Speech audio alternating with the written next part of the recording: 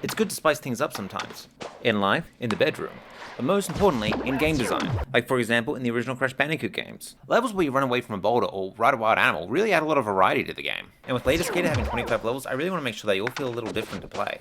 But it's not like I can go out and make 25 levels that play completely differently. That would be bad from a design perspective and also take way more time. The key is to keep the base mechanics the same, but subtly change the way that they're being used. So for example, probably one of the most common ways of doing this is just adding boss levels. Another thing I've done is designed a few of the levels to be non-linear. I've also done some more subtle things like changing which gameplay elements each level focuses on. Some levels are more vertical, some levels rely more wall sliding, some levels have more enemies, some levels have traps, some levels have a more narrow design. There's a bunch of different ways that I can vary the design of each level to make it feel just a bit different. And I've also been working on some levels with much more dramatic changes. Like for example, I've got 2 snow levels in the works that utilize ice physics.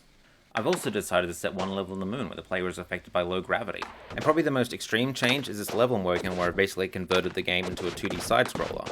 And on top of that, the main reason I decided to make it a time travel game is that it means I can set levels anywhere, and that lets me have a lot of visual variety in the levels as well.